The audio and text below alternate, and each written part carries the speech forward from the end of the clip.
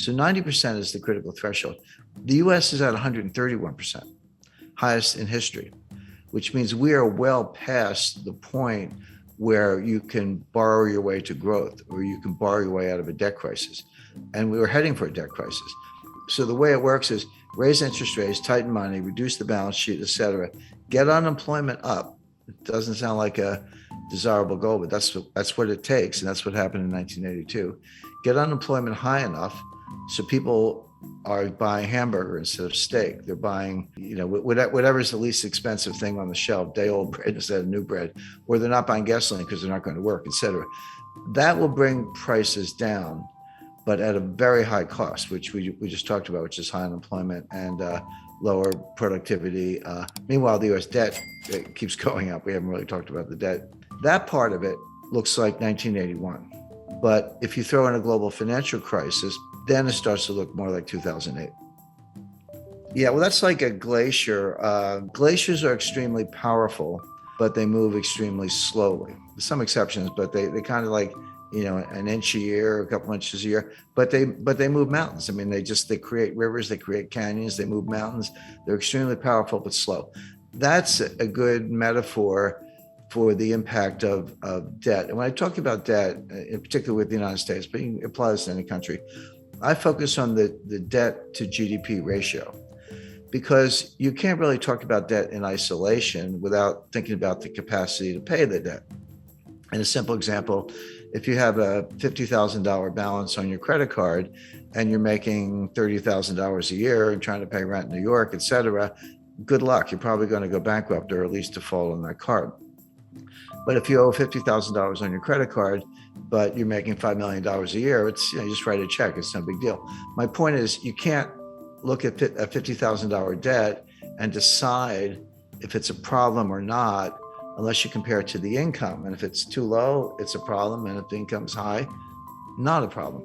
So that's why you use the debt to GDP ratio. The US just hit $31 trillion in national debt. That is national debt, almost all of it in the form of US Treasury securities. Not all of it, there are other obligations, but mostly US Treasury securities.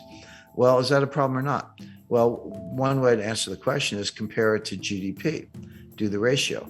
The answer is that ratio is now a little over 130%. What was it in 1980 when Ronald Reagan was elected? The answer is 30%. 30% is completely comfortable. That's like the person with the $50,000 debt who's making millions. No big deal. 30% is comfortable.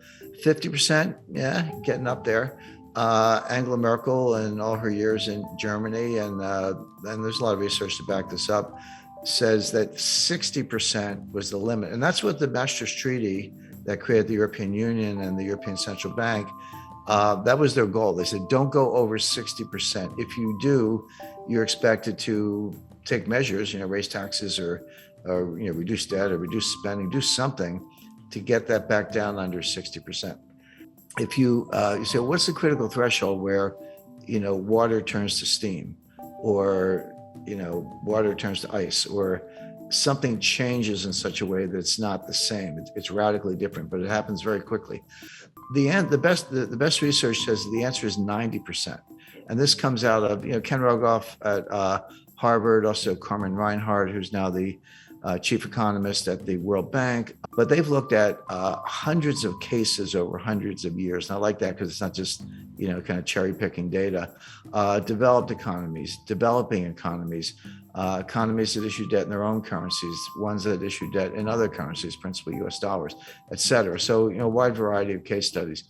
And they show that when your debt to GDP ratio goes over 90%, your multiplier of additional debt goes below 1. So just to put that in context, at 30%, if I borrow $1 and spend $1, I might get $1.30 of growth. Assuming you spend it wisely, that's a big condition. But you borrow $1 and spend $1 and get $1.30 of growth. Okay, the debt was productive if you put it to good use. But that $1.30 gets smaller and smaller. As you get closer to 90%, it goes to $1.20, $1.10, $1.05. Past 90%, roughly, You borrow a dollar and you spend a dollar and you only get 95 cents of growth. You don't get your dollar back in terms of GDP.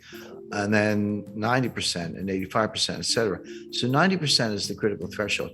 The US is at 131%, highest in history, which means we are well past the point where you can borrow your way to growth or you can borrow your way out of a debt crisis. And we were heading for a debt crisis. Now, Stephanie Kelton, she's the big brain of modern monetary theory. She's a professor at State University of New York. She says it doesn't matter. That they always point to Japan. Japan is at 280%, way past any member of the peer group.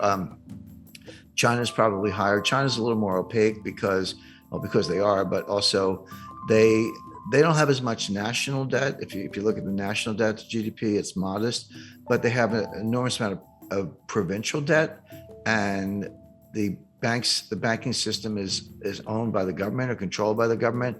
So when you throw in the bank debt, the state-owned enterprises, the provincial debt, and the government, so that's the real national debt.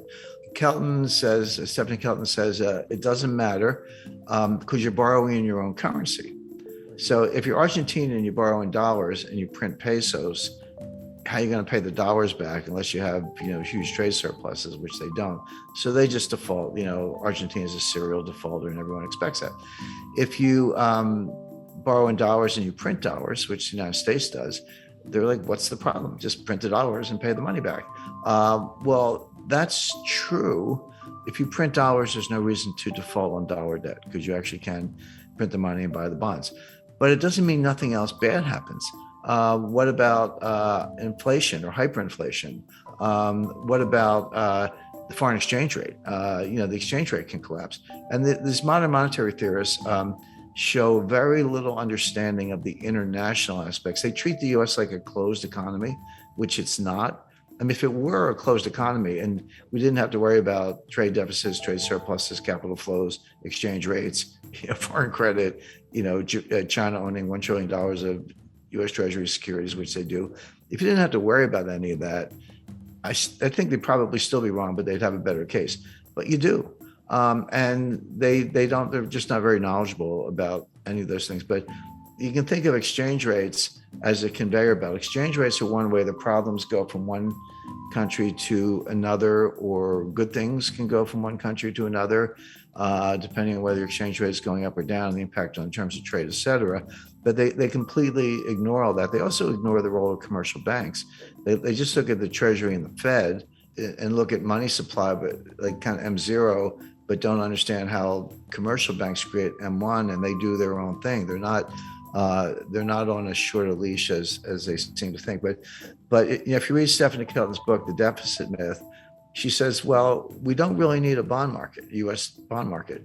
We only have a bond market as a favor to investors because it gives them a place to put their money. But why have, he said, you have government spending. So the Treasury borrows money by issuing bonds, and then the Fed monetizes the bonds by buying the bonds.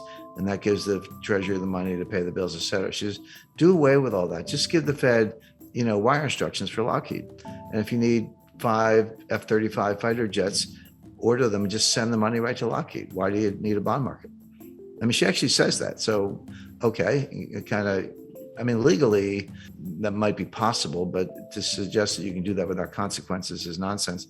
And then you say, what about inflation? Their view is as long as there's excess capacity and unmet needs, et cetera, you're not going to have inflation because there's a lot of slack in the economy. That's a legitimate debate.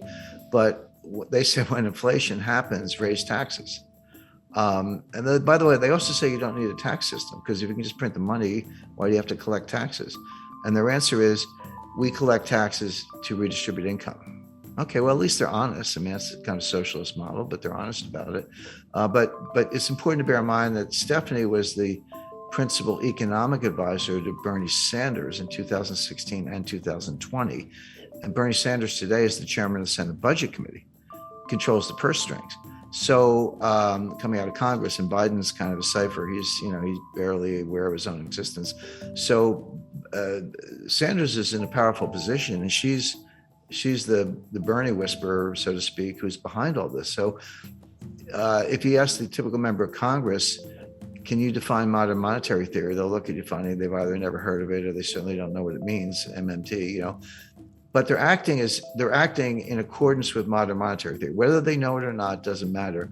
The actual behavior of the Congress, and again, just go back to COVID 2020, because we talked about the debt to GDP ratio. So in around May or June 2020, Trump put through a $2 trillion COVID relief package, and that was when the Paycheck Protection Plan, that was $800 billion, and everyone got the $1,200 check, et cetera, et cetera. And then at the end of December, at the very end of the Trump administration, they did another $1 trillion, almost. And that's when everyone got the $600 checks. And now you're up to $1,800. By the way, those checks, that is helicopter money. That's, what the Fed does is kind of nonsense. But when it's fiscal policy, not monetary policy, and you're handing out checks, that is helicopter money. And credit to Larry Summers for saying, you're going to get inflation out of this. Well, Biden comes into office in January 2021, and he's like, not to be outdone, he did his own COVID relief package. That was another $2 trillion. And that's when we all got the $1,400 checks. They handed them out. And then later that year, or they did the $1 trillion infrastructure package. And then just to top it off, what did we get recently was the just under $1 trillion Green New Deal, or I call it the Green New Scam. Well, and the baseline budget deficit, before everything I just described, the baseline budget deficit was about $1 trillion a year.